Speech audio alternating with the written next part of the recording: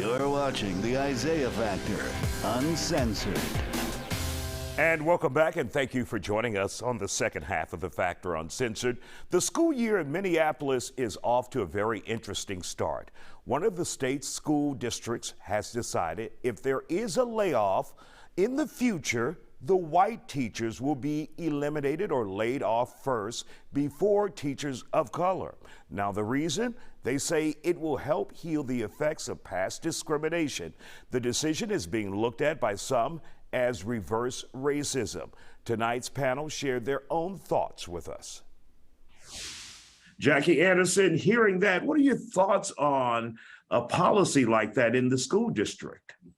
Well, I don't see that happening in Texas, because here we don't have collective bargaining, Isaiah. But what I do see in Minneapolis is a push for equality and racial justice.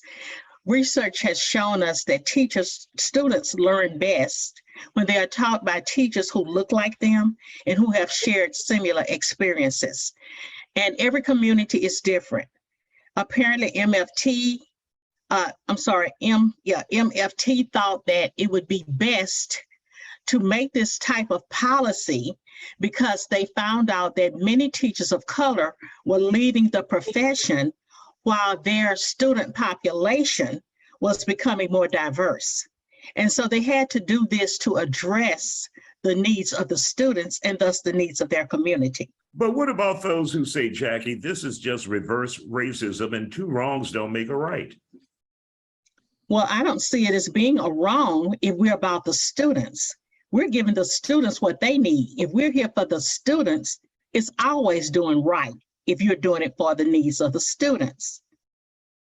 Kathy, would you agree? Kathy, you're on HISD's school board trustee there. Would you agree with what Jackie just said? I do. It should always be about the students. And, you know, being a Black woman and having been Black all my life, I understand the discussion of, all my life, Frank. All my life I had to fight because I was a Black woman. But I understand that, you know, how people would want to try and level the playing field. And, you know, reparations, I think Congresswoman has been asking that for a while, but that's not the way to do it. Right now, we're talking about educating children, and that should be our focus, and not lose sight of that. But even if you say, Kathy, we lay off the white teachers first and keep the Black teachers or teachers of color, you don't have a problem with that? I do have a problem with that. I have a problem. Let me tell you why I have a problem with that. Because right now, all across the country, we're trying to fill classrooms. Mm-hmm. And like I said, I'm a Black woman. So, you know, children need to see Black men and women that look like them in these classrooms. And I understand the intent, but I don't necessarily agree with it because the fact that we're already short of teachers, and it sounds like sort of like I'm doing the moonwalk, but we're already short of teachers in all over the country. So why would we try and select to lay off the white teachers first before the Black teachers? We need to fill the classrooms. That should be first and foremost, to educate the students. Frank Spagnoletti, attorney, your thoughts on this decision by Minneapolis and their school district there? Well, Isaiah, the way I see it is, I think both the ladies that speaking on the program have valid perspectives. The way I see it, it's about the children. I totally agree with that. But most importantly, for the children, it's about excellence. And I think we should stop trying to teach our children to see color, okay? I think that we should try to teach our children to see excellence. And I don't think that, I think if the whole school had Black teachers and there were a majority of white children, but the Black teachers were the most qualified, then I think that it would be good for the white children to learn from Black teachers and be taught by the most excellent teachers that they had. And I think that it's important for Black children to understand that white teachers are not adversarial, but if they're teaching the schoolwork and they are the most qualified, then they should be the ones teaching, because otherwise what we're going to do is create a leveling down of our school system based on racial issues, which have nothing to do with educational issues. And I think that right now, for instance, I'm a lawyer in our judiciary in Harris County. We have an excellent group of Black women that are sitting on the bench, and they are doing a wonderful job. And I'm a white lawyer, and I appear there, and I have no problem at all with taking direction from them and their decisions and all the rest. So we need to get back to this country in teaching that white, Black, yellow, and brown, we want excellence for our children in what they're being taught, not being taught social issues when they need to learn reading, writing, arithmetic, history, and things that will lead them on into the future. That's what I think, because I believe in that equality. Go ahead, Kathy. Well, thank you, because, you know, as a person who's on the ground, a community activist, racial issues are educational issues. And we can say that we want to teach children to not see color. I was at an event this past weekend with my grandkids. They're both cheerleaders. One's a cheerleader in Klein. And I was just in awe with how those kids were partnered up, friends and congregated, and they weren't sectioned off with each other. And I thought, this is a beautiful scene. This is the way we should be living right now. But the reality of it is, and I thought to myself, when does a separation and divide and colorism come in? Is it in college? But it's usually once they go home. So I think it's important that for the children in those age groups from 5 to 18, that they have to see the diversity that they'll have to deal with in life. It's not gonna be all Black people that they'll have to deal with in life, and it's not gonna be all white people. It's gonna be a combination of both. So that's why I'm saying that they need to have that diversity. They've gotta see what challenges they'll face, some of which they start to face early on in some of the classrooms. Now, we'll continue the conversation on the other side of the break. And welcome back to The Factor Uncensored. Tonight, a Minneapolis school district is defending their new rule. If they decide to go forward with layoffs in the future, they will lay off their white teachers first, while all of their employees of color will stay on the payroll. With teachers in high demand everywhere, and plus, the question is this reverse racism? We continue our conversation. I would like to add, Isaiah, that this contract came after a 3-week strike or layoff where they weren't working, and it was overwhelmingly approved by the membership there.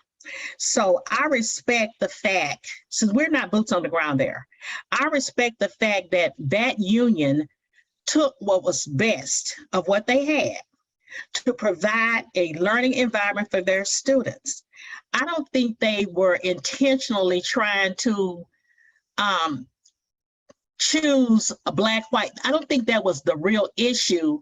The real issue is they wanted people who look like those children in this growing population of diversity to teach them, because they know that students learn better from people who look like them and have shared experiences. Well, why did they put it in the contract though, Jackie? Did they just make a misstep, a public relations misstep here, or, you know, because well, actually, I did some research, and that's not new.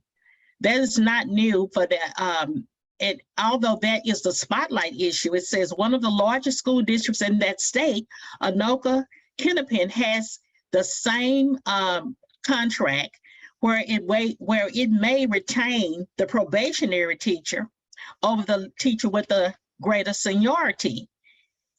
And it will be if it is in violation of the affirmative action program, because they're trying to make sure that the schools are diverse like the student population.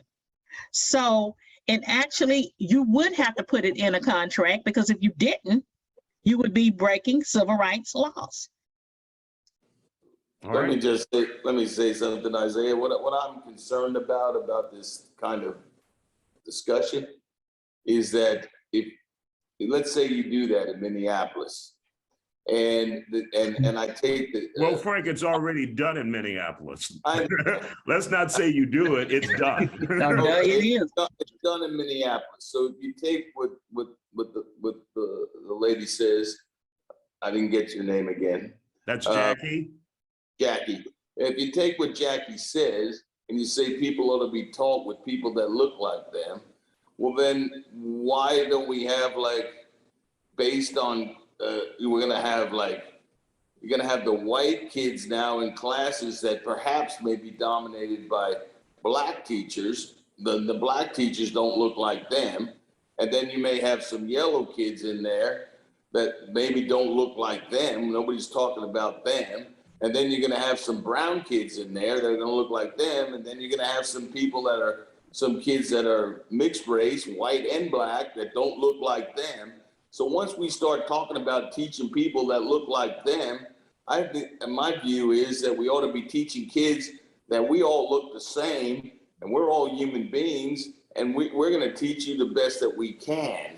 And we're going to provide the best skills that we can with the highest level of education that we can, because in the real world, at least as it currently exists, I don't know what the future is going to look like. God help me, I don't know. But it's going to be, you're going to deal with all peoples of all colors, and some people are going to be excellent, not because they're black, not because they're yellow, white, or red, but because they're the best that they can be. And that's kind of where I'm coming from. I think those standards need to be reaffirmed by the schools, and I guarantee you, if the schools reaffirm those standards, otherwise you're going to have white flight from these schools. You're going to have them all gravitate to other places, parochial schools, private schools, suburban schools, Katy, or some other place, like in Houston, Katy, or some other place where it's predominantly white. And then you're going to have no diversity. And then you're going to have more division in our country. And then you're going to have segregation back to the 1950s imposed by this kind of program. So I don't think. Okay, really quick. Let me get Jackie to respond, and then we'll wrap it up after. Okay, first of all, I didn't say they ought to be. I said that they learn better when taught by teachers who look like them and have shared similar experiences. I didn't say that they ought to be. So that's a difference. All right. Well, that's it for us, guys. We're out of time, and Frank made me nervous saying yellow. I don't know if we can still say that. Right? I don't know. You're calling me white. You're calling Jackie. I didn't call you anything, Frank. I just didn't know we could still say yellow. I mean, just be Asian. All right, guys. Thank you for joining us here. You're killing your age. Frank, you're killing your age. Frank is trying to get me canceled.